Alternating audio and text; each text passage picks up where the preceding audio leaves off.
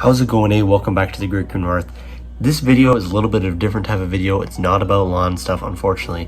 Today we're going to be talking about landscaping and garden. I'm going to be giving you a tour of my landscape, telling you about what needs to be trimmed back in the fall time, what grows in the fall and what doesn't grow in the fall, what you need to trim back, what you need to leave over winter, different types of plants, everything like that. Hopefully this will either give you some inspiration for your own landscape or will help educate you on what you need to do for your landscape before winter comes. Now I know this is important to a lot of you and I think you guys will find that interesting. So if you like this type of video and you want me to do more kind of gardening, landscaping videos like this one, please leave a comment down below or leave a like on this video. From the Great Green North, my name is Wade Murray. Thank you guys for watching, and without further ado, enjoy the video clip.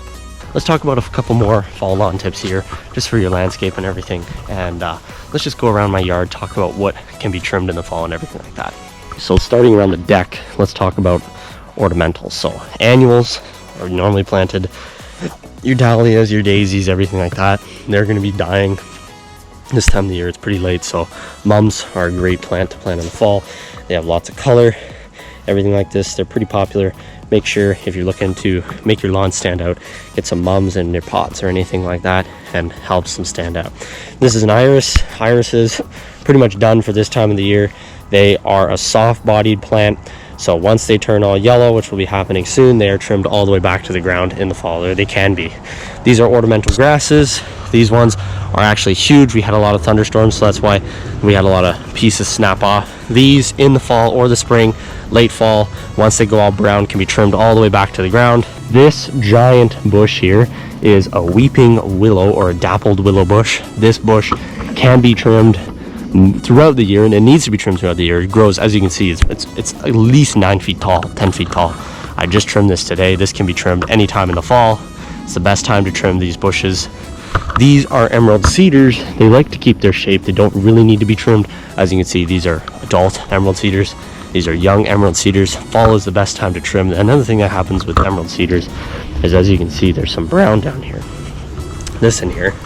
This is called fall needle drop, and basically what happens is, unlike deciduous trees that drop leaves in the fall, carnivorous trees need to drop their old growth off in the fall, but they stay green all winter, right? So when they drop that old growth, it's called fall needle drop.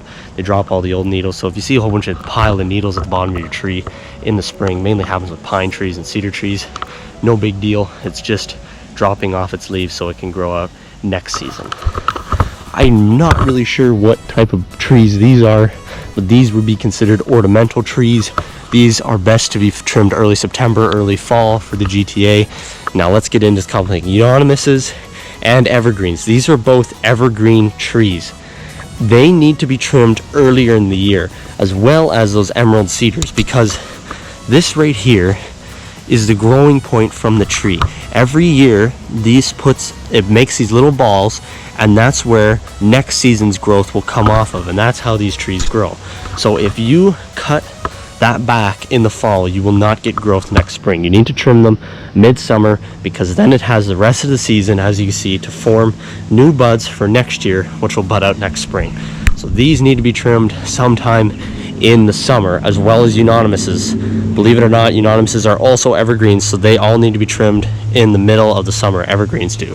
This is a hydrangea bush. This can be trimmed in the fall, as well as this rose of Sharon's. Now you can take these all the way down to the ground. I think that's what we're going to do this year, and they will stem out next fall. As you can see, lots of mums for color.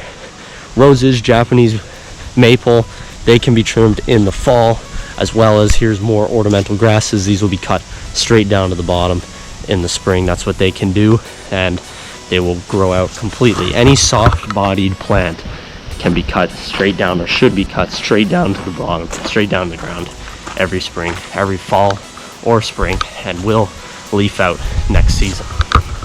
These are spirea bushes. You can also cut these straight down to the bottom after a couple of years, and they will completely grow a new bush after they start to get to the end of their lifespan.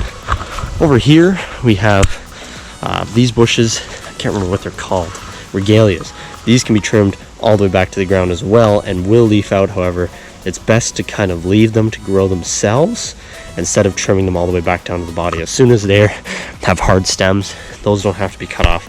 They will grow back next year if they are trimmed all the way back down, but you can leave them like that. soft-bodied cornflowers, these will all die off themselves. You can pull them right out and then will grow next spring.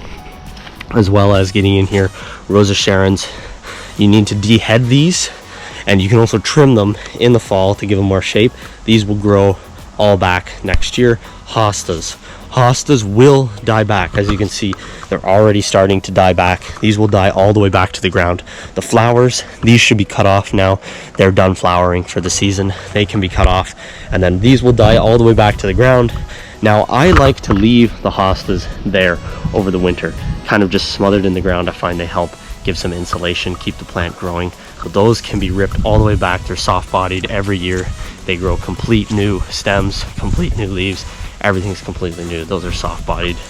Anything soft-bodied, cut all the way back to the ground, and it will grow new next year. So that's it for the video clip, guys. I hope you guys enjoyed this new type of content. The channel is growing a lot, so for those of you who are new here, please hit that subscribe button. Also hit the like button, leave a comment down below. I tend to answer almost every comment you leave down below. I'm going to be doing a Q&A video very soon. As well as that, I'm going to be doing a Windriser video recording tomorrow. Should come out very soon. So from the Greek North, my name is Mary. Thank you guys for watching. Hope you guys enjoyed this video. And as always, keep it green.